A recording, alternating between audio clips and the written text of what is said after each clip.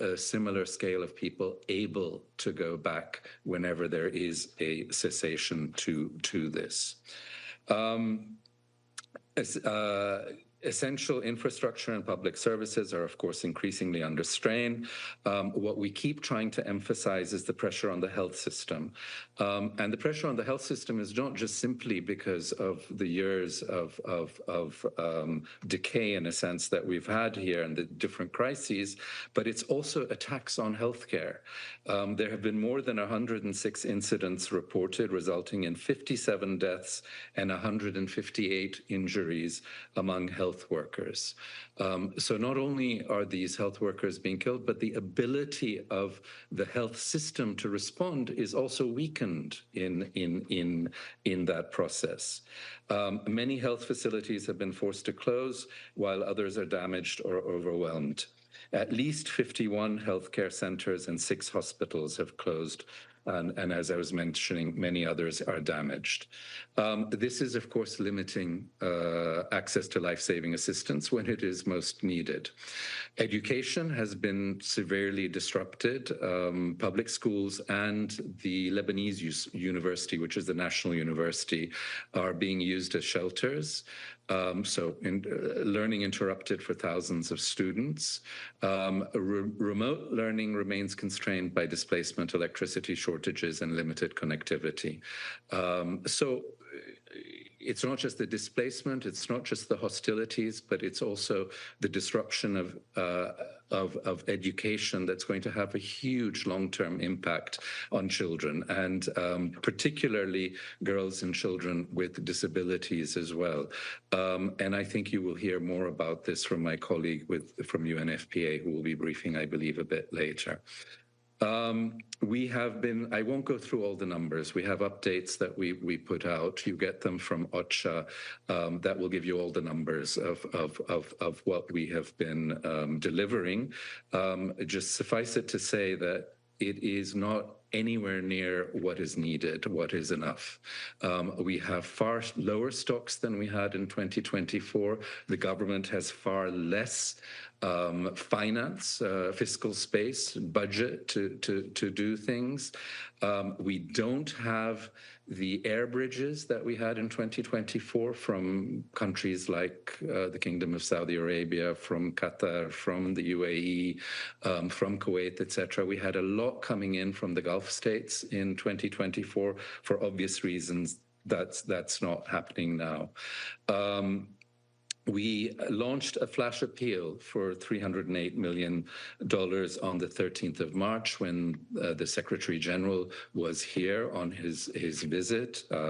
He launched it together with the Prime Minister. We're already revising that. That was for 3 months for a target population of about 1 million. We need much more right now, and we're realizing that. So there's a revision. That $308 million is only about a third funded at this point. So we are extremely worried about that. Finally, I think the main messages that I have, given that it's such a heavy hit on civilians across the country over here. The first is just simply the de-escalation. The escalation has to stop. I think we all know that there are no military solutions in situations like this. De-escalation and dialogue are urgently needed to prevent further suffering. Second, international humanitarian law must be respected. Civilian infrastructure, and humanitarian and medical personnel must be protected at all times. Swift and unimpeded humanitarian access must be facilitated.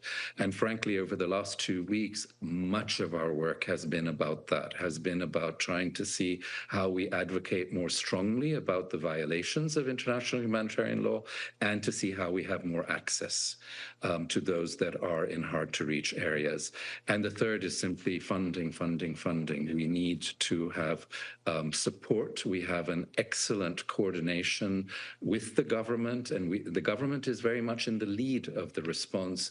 But all of this work that's going into this needs resources, and the level of needs amongst those affected are huge at this time. Thank you. Okay. Thanks very much. I'll now open up the floor for questions. First question, Nabil. Thank you for the briefing, Nabil Abisab, Al Arabi TV station. We know that the border crossing between Lebanon and Syria is maybe blocked now, and it seems that the airport area is under heavy bombardment. So, what is the main road, or how do you get your humanitarian aids that are donated to Lebanon? And number two, it seems that there was some talks with Turkey to provide some shelters or maybe tents or temporary houses or this kind of shelters. Are you part of these talks? Do you know about it? Is there any update on it? Thank you. Okay, should I go ahead or we'll Uh, take some questions, or should I answer each uh, as you wish? why don't you answer this, and then we'll ask Okay. others in turn. Okay, yeah, no, we were extremely worried. I forget, it was about maybe 4 days ago, 5 days ago, that the threats came on the attacks, that there would be an attack on Masna, on the main border crossing between Lebanon and Syria, the one that goes from Beirut to Damascus, that main road. So it was closed right away, and it remains closed. But our understanding is that there has been a great deal of advocacy by a few key states to try to keep it open. And the latest I'm hearing is it might open again soon. But what you're saying is highlighting what we're extremely, extremely worried about in the current context. What happens if we lose our road access, and what happens if a port is affected, or the airport? We are, of course, hoping that those that can will influence this to try and make sure that doesn't happen. At the moment, in terms of humanitarian assistance, the majority of it comes by sea or by air. Very little is coming by road, but that should change. Traditionally, it was much more. We've had one convoy that came of something like, I think it took 12 days from Dubai that came across. We also had one that came from Jordan. But clearly, that is a channel that we need to keep open, not just for humanitarian aid, but also for the economy of Lebanon and fruit and vegetables that are being exported, other things that are being exported. So it is extremely important. On the thing, I don't know too much about. I know there was discussion about prefabs and shelters, and the Turks, the Turkey being ready to assist in that. It initially happened when you had the building collapses in Tripoli earlier this year, but also in terms of the current displacement. But I'm not very sure where that stands right now. It is with the government.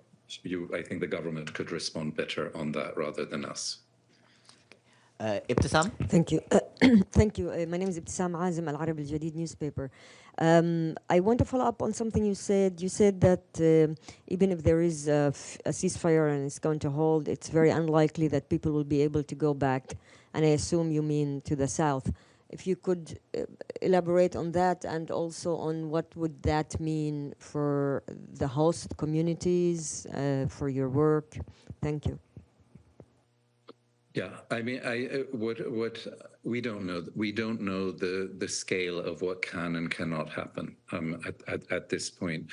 But I do think that what we've seen in terms of the presence of the IDF in the area south of the Litani, also what has happened in terms of the damage to many of the villages over this last period, and the public pronouncements that have been issued, and how this is perceived by the population that has been displaced.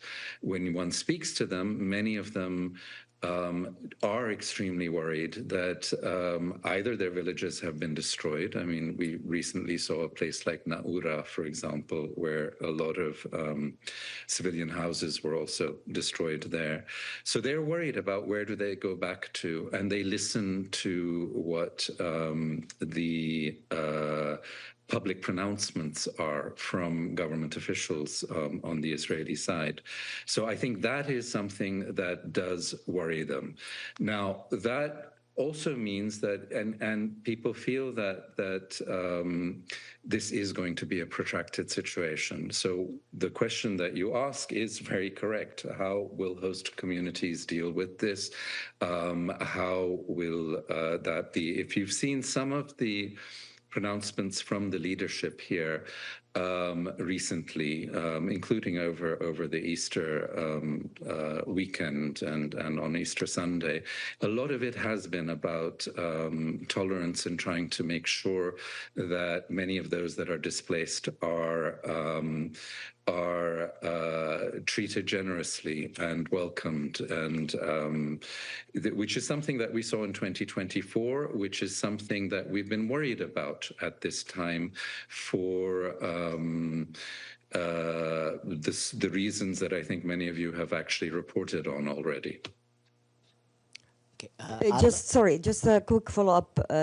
Are you preparing for that scenario? Is the UN working and preparing for that? We're working for a scenario where we are responding to the needs of those that are displaced, to the needs of those that are remaining behind, and to the needs of host communities.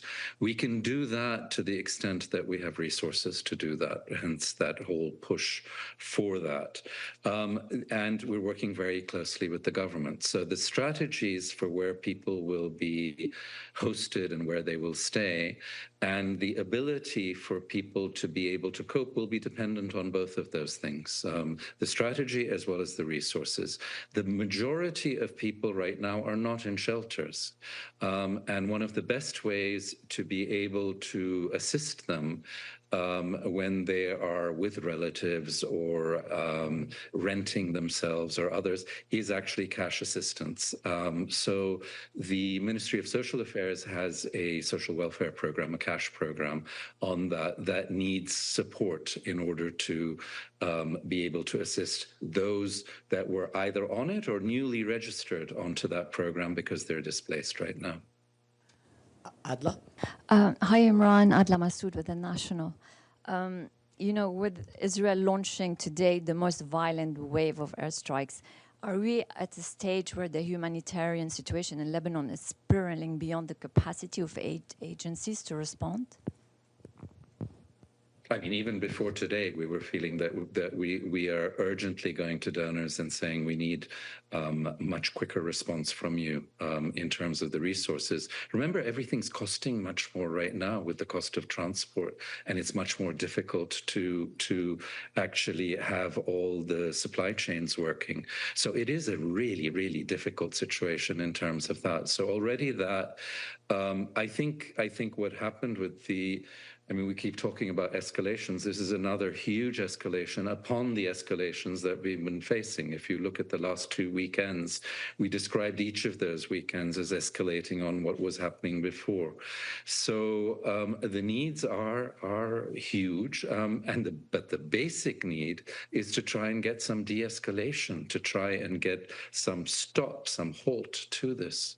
But yeah, we are very, very worried about being able to do to cater to the needs that are there. And remember, the more that people are under pressure, whether it's the host communities or the displaced, the more tension you have amongst people as well, just simply because of that.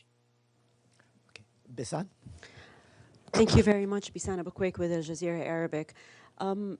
So with this escalation upon escalation and the situation being as dire as it is, and what we've seen today, Israel targeting areas that were not targeted before, I mean, what would the backup plan be for the UN at this point with all of these constraints and funding and aid coming in also, as you had mentioned, from the Gulf that that was a possibility in 2024 and no longer now. What's the exit? What can the UN do in the face of all of this? I mean, it's no exit, huh? And we're actually not looking for an exit. We're looking for the resources to be able to deliver, to stay and deliver. We had a number of convoys that we were trying to do a few days ago to some of the villages in the south that have been cut off. And we weren't able to do them for a few days, but we were able yesterday to get through and do one. And we have others planned, and we'll continue to keep pushing for this. So it is, I mean, the plea is for resources to do this. The teams are all here. And as I was saying before, also the coordination with the government, both at a national level and at a local level, talking to governors, talking to municipal heads, talking to the disaster reduction people that are basically associated with each of the governors, and the disaster risk management people that are at a central level. We're all working quite together. I'm often every day or every other day at the Serai in this sort of emergency room that the government is running with all, you know, with NGOs, with other agencies, trying to see where the needs are and how we respond to those with the very limited resources we have, and see how we prioritize and allocate within that. It's nothing new, it's just more severe right now. And one of the other worries we have that's why we were really happy to have Tom Fletcher here last week and have the Secretary General here a couple of weeks ago, is that there's not enough attention on the needs in Lebanon, and not enough response by donors for what we're trying to do over here. Ephraim? Thank you so much. It's Ephraim Qusayfi with Arab News Daily. The Lebanese last night went to bed thinking that they are included in the ceasefire, and then today they woke up to one of the biggest massacres since the beginning of this war. And we're hearing now from the White House that actually Lebanon is not included in the ceasefire, and the message is being disseminated that Lebanon is not included. I wonder how have the Lebanese reacted to the fact that they're not included in the ceasefire? And could you just describe to us what the mood is like in the city, please? I mean, I haven't had the opportunity today to go around and you know, sort of pull people on something like that. I think everyone across the board has just been incredibly shocked by the level of escalation that has happened this afternoon. As I was mentioning earlier, this morning, there were people that were actually wanting to move south and started moving to the south. And I think there are images of that, of the cars, etc., moving, which meant people were really waiting for something positive to happen and move and try to restart their lives. It is a very, very, very difficult displacement this time compared to what has happened in the past.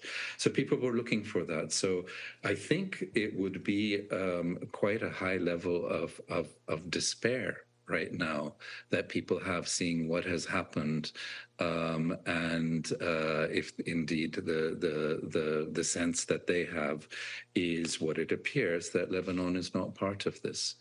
Yeah. Also, please, a quick one on the people in the south who have chosen to remain and refuse to evacuate, the 110,000 to 140,000. As you said, what are your worries about those people in particular? Do you have any message for them? Well, the message is that, I mean, the message we deliver ourselves, because we keep trying to access them. and go there. So with supplies, with trying to, I mean, one of the main things in one area of the south is trying to get down there to fix some of the water systems, because it's affecting quite a few people. I mean, a whole population in that area. There have been a number of NGOs. There have been a lot of UN agencies, WFP, UNICEF, UNHCR. Everyone has been moving and doing convoys. But also, you may have seen the Papal Nuncio has gone down. Caritas is doing their convoys. And one of the most amazing actors that we have here is the Lebanese Red Cross, that is throughout the country and certainly throughout the south. So we're all collaborating and amongst ourselves trying to see how we parcel out this remaining population and who's accessing what, in order to try to be equitable also in terms of who we're reaching on the basis of their needs. Okay. Benny? Sorry I'm late, and if anyone asked this, please just ignore it. In the last half hour, it came out that President Trump told PBS, it was asked? Okay, sorry. Okay, Nada? Hi, Imran. Neda Tawfiq with the BBC. Thank you so much for this update. You mentioned that not enough attention is on the needs in Lebanon. I wonder if you can just give us a sense with officials, diplomats from other countries who are trying to do what they can, what the mood is like, just their reaction to the level of escalation and some of those public pronouncements by Israeli officials that you mentioned. I guess just, do you think more needs to be done by those countries? Again, just their reaction to how far Israel is taking this.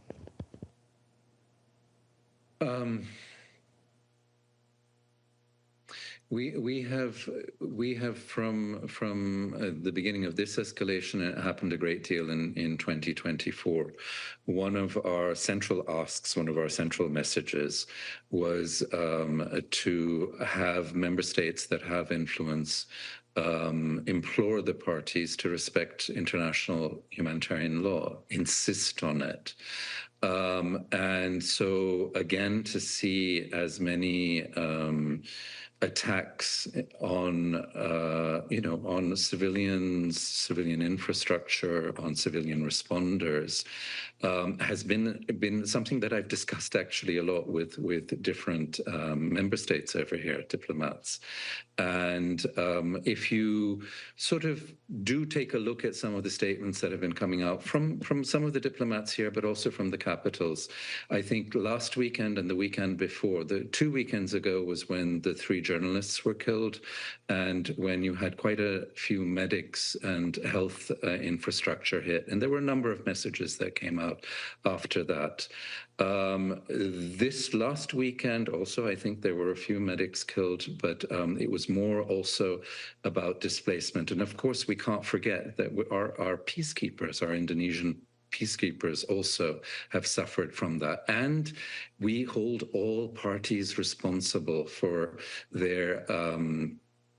they're violating international humanitarian law in this regard.